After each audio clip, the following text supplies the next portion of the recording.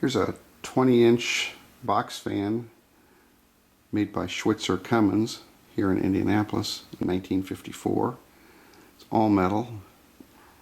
It's badged the fresh air maker. When I was trying to find information about this fan out, I found a post from one of the fan forums by someone who has the identical fan, except theirs has a Montgomery Ward's badge on it. And their parents had bought it when he was born, I guess in 1954.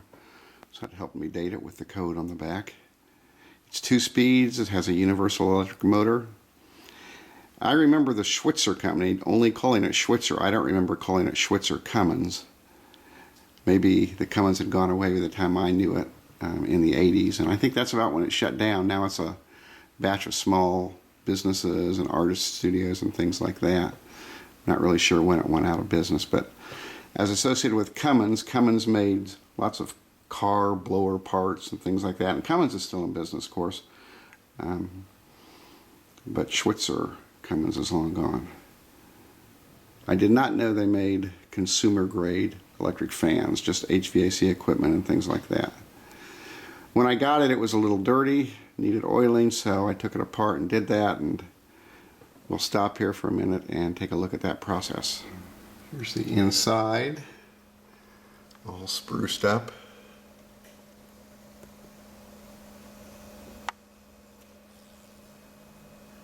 $950 RPMs. Can't tell the horsepower. Model 36022. Was that 2.65 amps? Let's see, we put some oil in there, and we put some oil in there.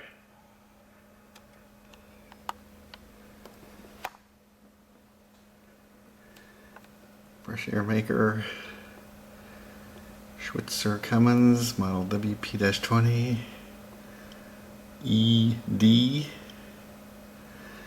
E is the 5th letter of the alphabet, D is the 4th, so that's 54.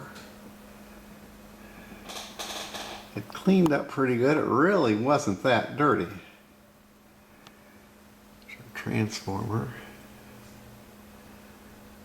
power switch from over there.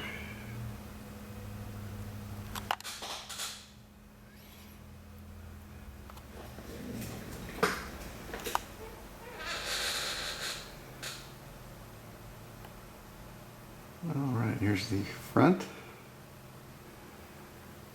We've got some small spots of rust around, but in general not too bad for, what is this, 61 years old. Cleaned up okay.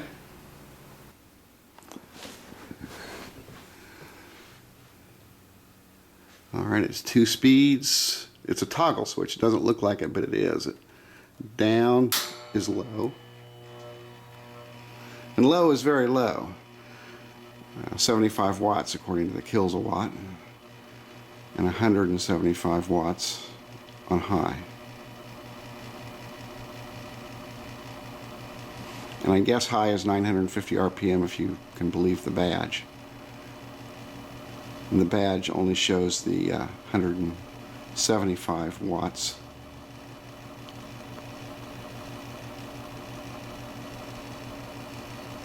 And that's it for low. Low doesn't really get any better than that. It's cool, but it is low, so to get to high you have to go back through off.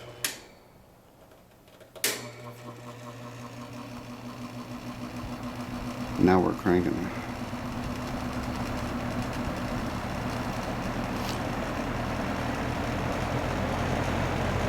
Not in the best condition, not mint in other words. Scuffs and dings, and it has an unfortunate dent in the badge.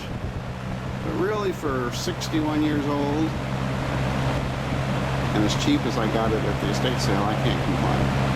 It's a nice little piece of historical importance if you live in Indianapolis to have a fan made in Indianapolis. All right. Alright, let's turn it off. Check the spin down time here.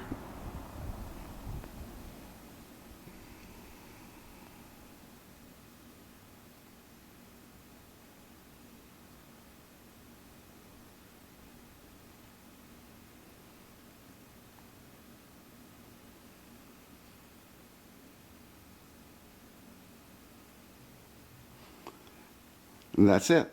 Thanks for watching.